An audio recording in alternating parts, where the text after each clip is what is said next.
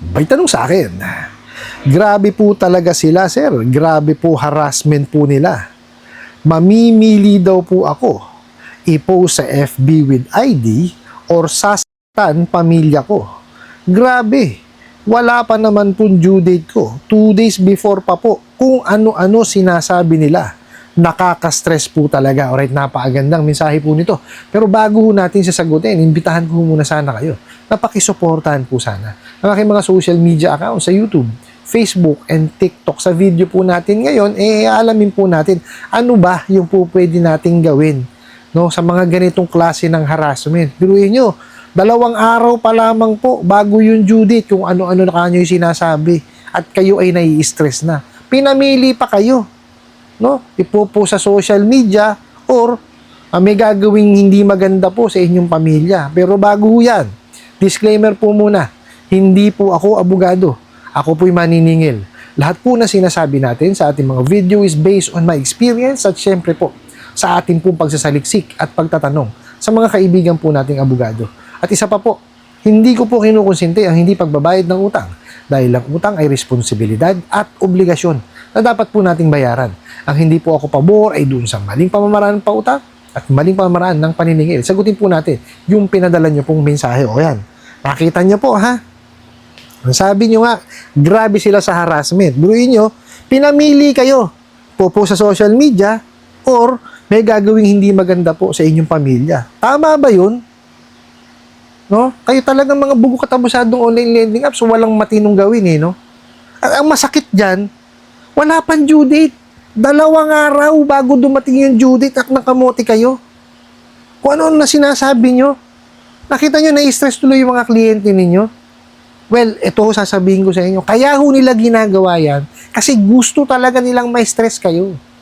Alam niyo ho kung bakit? Kasi ho, pagka tayo na-stress, no, gagawa ho tayo ng mga bagay na hindi dapat nating gawin. Eh ano po ba yun? O yan po, yung magtapal system tayo. Tsaka yung mapunta tayo sa bura-bura. Ito ho, sabihin ko sa inyo. Kagaya yung sinabi ko kahapon. Yang mga yan, i-stressin talaga kayo yan. No? Bukod dun sa ginagawa nilang harassment at saka kung ano-ano kawalang yan, kumukontak pa yan, no, ng mga kapatid po nila o mga kasama nilang mga bugo katabusadong online lending apps din. No? Kaya nga ho, 2 days prior to the due date, ginaganyan na kayo niyan. No? Kasi tinatansya kayo niyan kung kayo magbabayad at hindi.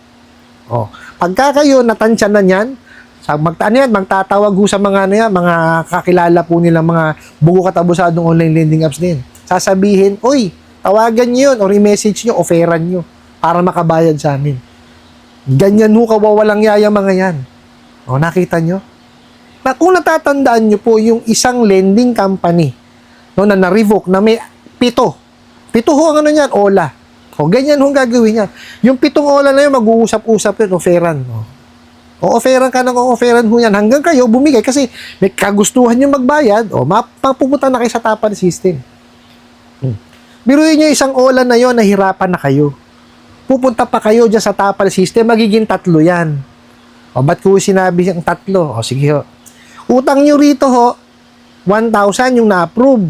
500 ang dinisburse. Pabayaran nyo, 1,500. O, ilan hong 500 yun? Di 3. O, di ho ba? Instead na isa lang ho, sakit ng ulo ninyo, magiging 3 ho yan. O, di po ba? Yan pong sinabi ko sa inyo, na lending company na na-revoke, ha? Na meron hong 7 na OLA, yan ho ang namamayag pag ngayon sa kawalang yaan.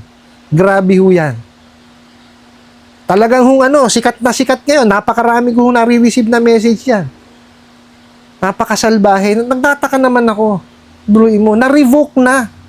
Yan ho ang hindi ko maintindihan bakit nagkagano. Kasi pag sinabi nyo hong revoke, ultimate yun, parusa yun. Yun ang pinaka-last eh. Ba't nakabalik? Di po ba? Kung maniwala ako kung suspended lang. O di ba? There's a probability na makabalik. Pero pag sinabing revoke kasi, yun na yung huli. Ibig sabihin, tinanggalan ng lisensya. Nakakapagtaka ba't nakabalik eh. Di po ba? Kaya ho marami. No? Ang nagme-message ho sa akin na meron daw something sa SEC. Well, hindi ko ho na yun eh. Kumbaga, hindi ko na ho saklaw yun. No? Sila na ho ang magdadala nun. Ho nila yan eh. Kumbaga, teritoryo nila yun eh. Dito ho ako sa kaya kong ibigay sa inyo, yung makapagbigay ho sa inyo no ng information, no, at kahit papaano konting mga tips, no, para ho maibsan yung mga nararamdaman nyo pong anxiety and depression. Lalo ho yan, no, biruin nyo, 2 days prior the due date, pamimiliin kayo. Post kayo sa social media, kasama pa po yung ID. Nakita nyo naman kawalang yan. O di po ba? Let's say po yung account nyo sa social media is naka-private.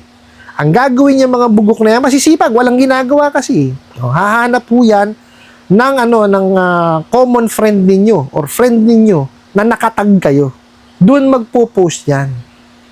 Okay? Tsaka bukod doon, syempre, sa simula pa lamang po, di ba, ng pag-a-apply ninyo, ibinigyan nyo na na-access yan eh.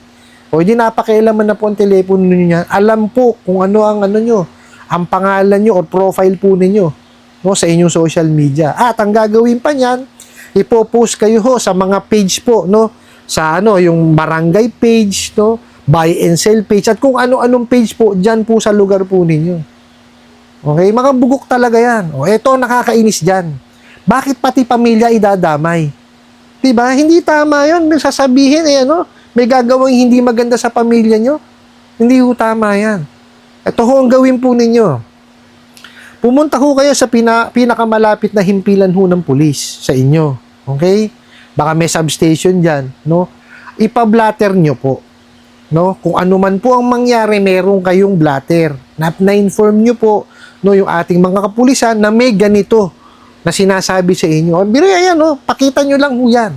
Bukod ho dyan, ito po gawin po ninyo, no, pwede ho kayong mag-file, no, ng complaint sa SEC, BSP, NPC, PNP, NBI, tsaka po PAOK.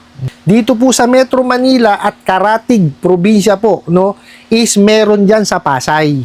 Okay, po, pwede ho kayo pumunta dyan sa Pasay, one-stop shop po kung tawagin niya. Ibig sabihin, nandun po silang lahat. So, isa lang ho kayo, kumbaga isang sampahan na lang yun.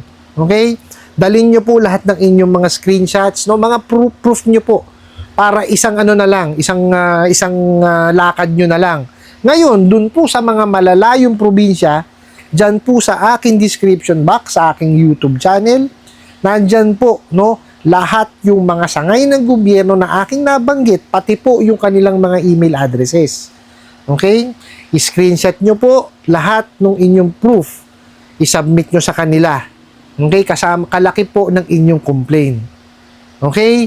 Kasi importante po, no, na masampahan natin ng kaukulang reklamo itong mga to para po kahit ito yung unang hakbang eh.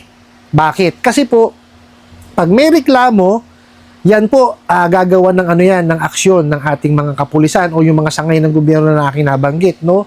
Tapos, pagka nakakita ng probable cause, syempre, pupunta kay judge, para makahingi ng warrant. Tapos, pagka na-raid na, ikukulong yung mga nahuli. Tapos, pwede nyo na sampahan ng kaukulang kaso na po pwede nyo isampa. Kung kayo na-post sa social media, po pwede nyo sampahan yan ng cyber libel.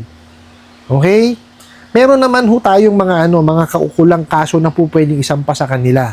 No, yun lang ho sa National Privacy Commission yung breach ng ating privacy ay may kulong ho yun. No, lahat ho yan is pag yung may mga nilabag sila doon sa ating batas, lalo yung the Truth in Lending Act, may criminal liability yun, may kulong din ho yun. So, basta lahat ho nung mga batas na sinaway nila, sampahan niyo ho sila. May maggagabay naman po sa inyo doon eh. Ang importante lamang po is yung unang hakbang, yung pagpapafile po ng complaint. Okay? Ulitin po natin ha. SEC, BSP, NPC, PNP, NBI, at saka po PAOK. Yan po yung mga sangay ng gobyerno na po pwede tayong magsampaho ng reklamo. Okay? Kailangan talaga ninyong paglaanan ng panahon. Hindi po pwedeng hindi nyo paglaanan. Kagaya ho niya, kung kayo ay naabuso, importante po na maireklamo nyo sila. Tapos, syempre, may nahiram tayo sa kanila, may obligasyon tayo. It's unfortunate lamang po na papunta tayo sa mga bugok at abusadong online lending apps, lalo na yung mga illegal na yan. So, kung illegal po yan, no, kung magkano lamang po yung i-disburse sa inyo, yun lamang po ang bayaran po ninyo. Kung yan po ay legitimate, meaning kasama po sa online lending platform, makipag-usap po kayo. Pagka meron hong naging usapan, tuloy nyo po. Pero, make it a point, no, na yan po ay in writing. Okay? Wag ko kayo papayag na hearsay lang.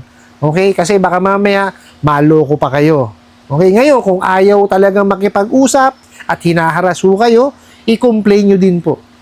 No, po pwede nyo pa rin ho sila i-complain. Kasi yan, pag legitimate ho yan, po pwede yan ma-revoke. Ngayon, kung yan illegal, po pwede yan bigyan ng cease and desist order. So, yun po yung mga po pwede natin gawin, no, pagka po tayo inabuso nitong mga bugok at abusadong online lending apps. Ano po? I hope nasagot ko po itong katanungan na to at sana po'y makatulong. Maraming salamat po sa inyong walang sawang pagsuporta at panonood sa aking mga video. Maraming salamat po sa inyong pag-like, pag-share, pag-comment at pagtatanong. And kunin ko na rin po itong opportunity na to na imbitahan po sana kayo. Napakisuportahan po sana ang aking mga social media accounts sa YouTube, Facebook, and TikTok. Hanggang sa muli po. Yun lang.